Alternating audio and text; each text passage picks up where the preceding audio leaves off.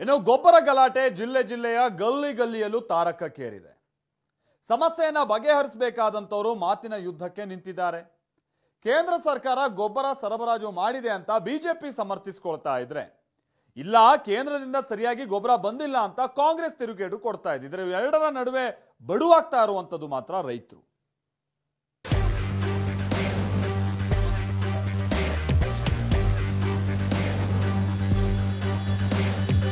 ರಾಜ್ಯದಲ್ಲಿ ಗೊಬ್ಬರಕ್ಕೆ ಬರ, ಕೈ ಕಮಲ ವಾಕ್ಸಮರ, ಕೊರತೆ ಸರಬರಾಜು ವಿಚಾರವಾಗಿ ತಾರಕಕ್ಕೇರಿದ ಜಟಾಪಟಿ. ಬೆಳೆ ಒಣಗ್ತಾ ಇದೆ, ರೈತರು ನಲುಗ್ತಾ ಇದ್ದಾರೆ, ಕ್ಯೂನಲ್ಲಿ ನಿಂತು ಒದ್ದಾಡ್ತಿದ್ದಾರೆ. ಹೊಟ್ಟೆ ತುಂಬಿಸೋ ಅನ್ನದಾತನ ಕಷ್ಟ ಕೇಳಬೇಕಿದ್ದ ಜನಪ್ರತಿನಿಧಿಗಳು ಗೊಬ್ಬರ ಗುದ್ದಾಟಕ್ಕೆ ನಿಂತಿದ್ದಾರೆ.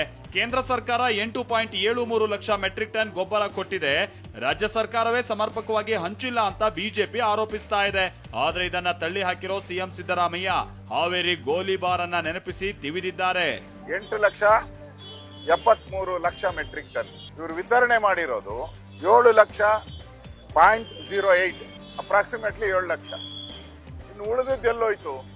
ಕೊಟ್ಟಿರ್ತಕ್ಕಂಥದ್ದು ಕೇಂದ್ರ ಸರ್ಕಾರ ಕೇವಲ 5,27,000 ಮೆಟ್ರಿಕ್ ಟನ್ ಗೊಬ್ಬರ. ಯಡಿಯೂರಪ್ಪನವರು ಮುಖ್ಯಮಂತ್ರಿ ಆಗಿರುವಾಗ ಹಾವೇರಿನಲ್ಲಿ ಗೊಬ್ಬರ ಕೊಡಲಿಲ್ಲ, ಬೀಜ ಕೊಡಲಿಲ್ಲ ಅಂತೇಳಿ ಇಬ್ಬರು ರೈತರನ್ನ ಗೋಲಿಬಾರ್ ಮಾಡಿ ಸಾಯಿಸಿದ್ರು. ಕೇಂದ್ರ ಸರ್ಕಾರ ಗೊಬ್ಬರ ಕೊಟ್ರೆ ಸಮಸ್ಯೆ ಇರಲ್ಲ ಎಂದ ಪರಂ. ರಾಜ್ಯ ಸರ್ಕಾರದ ಕಮಿಷನ್ ನಿಂದಾಗಿ ಸಮಸ್ಯೆ ಎಂದ ಸದಾನಂದ ಗೌಡ. ಸರಿ ಮಾಡಿಕೊಂಡಿದ್ರೆ ನಮ್ಮ ರೈತರು 9 ತಿಂಗಳ ಕಾಲ ನಾವು ಸಫರ್ ಆಗೋದು ಬೇಕಿದ್ದಿಲ್ಲ.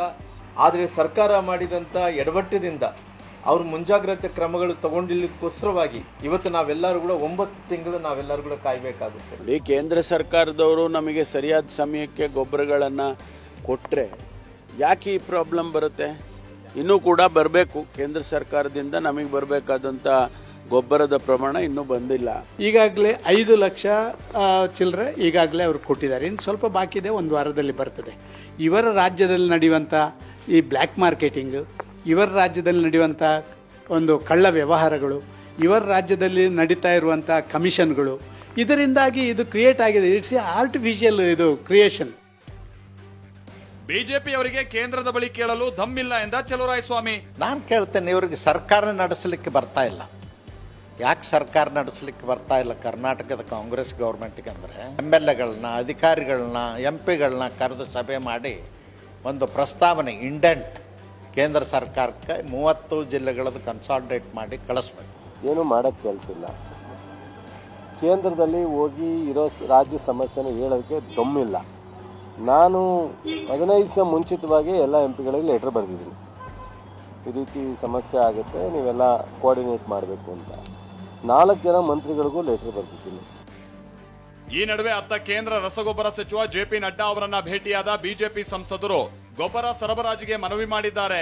ಈ ಬಗ್ಗೆ ಟ್ವೀಟ್ ಮಾಡಿರೋ ಕೇಂದ್ರ ಸಚಿವ ಪ್ರಹ್ಲಾದ್ ಜೋಶಿ, ಕೇಂದ್ರದಿಂದ ಸರಬರಾಜು ಮಾಡಲಾದ 1.65 ಲಕ್ಷ ಮೆಟ್ರಿಕ್ ಟನ್ ಗೊಬ್ಬರವನ್ನ ಸಂಗ್ರಹಿಸಿಟ್ಟಿದ್ದಾರೆ, ಸರಿಯಾಗಿ ಬಳಸಿ ಅಂತ ತಿವಿದಿದ್ದಾರೆ. ಹೀಗೆ ಗೊಬ್ಬರ ವಿಚಾರವಾಗಿ ರಾಜಕೀಯ ಜಟಾಪಟಿ ನಡೀತಾ ಇದ್ರೆ, ಅತ್ತ ಸಹಕಾರ ಸಂಘಗಳ ಮುಂದೆ ಗೊಬ್ಬರಕ್ಕಾಗಿ ರೈತರು ಆಕ್ರೋಶ ಹೊರಹಾಕ್ತಿದ್ದಾರೆ. ಯಾದಗಿರಿಯಲ್ಲಿ ರೈತ ಸಂಘ, ದಾವಣಗೆರೆಯಲ್ಲಿ ಬಿಜೆಪಿ ಪ್ರತಿಭಟನೆ ನಡೆಸಿದೆ. ಕೊಪ್ಪಳದಲ್ಲಿ ಯೂರಿಯಾ ಸಿಗದೇ ಇದ್ದದ್ದಕ್ಕೆ ಸೊಸೈಟಿಗೆ ಬೀಗ ಹಾಕಿ ಪ್ರತಿಭಟಿಸಲಾಗಿದೆ. TV9 ನಲ್ಲಿ ವರದಿ ಆಗ್ತಾ ಇದ್ದಾಗೆ 420 ಗೊಬ್ಬರದ ಮೂಟೆಗಳನ್ನ ಕೊಪ್ಪಳಕ್ಕೆ ತಲುಪಿಸಲಾಗಿದೆ. ಮಣ್ಣು ತಿಂದು ಆಕ್ರೋಶ ಹೊರಹಾಕಿದ ರೈತನಿಗೆ ಸಿಕ್ತು ಗೊಬ್ಬರ. ಕೊಪ್ಪಳದ ಕುಣಕೇರಿ ತಾಂಡದ ರೈತ ಚಂದ್ರಪ್ಪ ಕೂಡ ಗೊಬ್ಬರ ಸಿಗದೆ ಆಕ್ರೋಶ ಹೊರಹಾಕಿದ್ದರು. ಕಳೆದ ಶನಿವಾರ ಮಣ್ಣು ತಿಂದು ಆಕ್ರೋಶ ಹೊರಹಾಕಿದ್ದರು. ಈ ಬಗ್ಗೆ TV9 ನಲ್ಲಿ ವರದಿ ಪ್ರಸಾರ ಆಗ್ತಾ ಇದ್ದ ಹಾಗೆ ರೈತನಿಗೆ ಗೊಬ್ಬರ ಸಿಕ್ಕಿದೆ. ಅಧಿಕಾರಿಗಳೇ ಕರೆ ಮಾಡಿ 50 ಕೆಜಿಯ 4 ಪ್ಯಾಕೆಟ್ ಯೂರಿಯಾವನ್ನ ನೀಡಿದ್ದಾರೆ. ಬಿಜೆಪಿ ನಿಯೋಗವು ರೈತನನ್ನ ಭೇಟಿ ಮಾಡಿ 2 ಮೂಟೆ ಗೊಬ್ಬರ ಕೊಟ್ಟಿದೆ. ಗೊಬ್ಬರ ಕೊರತೆಯಿಂದಾಗಿ ರೈತರು ರೊಚ್ಚಿಗೆದ್ದಿದ್ದಾರೆ. ರೈತರ ಬೆನ್ನಿಗೆ ನಿಂತಿರೋ ಬಿಜೆಪಿ ಆಗಸ್ಟ್ 1ರಂದು ಕೊಪ್ಪಳದ 5 ವಿಧಾನಸಭಾ ಕ್ಷೇತ್ರಗಳ ಬಂದ್ಗೆ ಕರೆ ಕೊಟ್ಟಿದೆ. ಇನ್ನಾದ್ರೂ ಕೆಸರೆರಚಾಟವನ್ನ ಬಿಟ್ಟು ಆದಷ್ಟು ಬೇಗ ಗೊಬ್ಬರ ಪೂರೈಕೆ ಮಾಡಬೇಕಿದೆ. Bureau report TV9.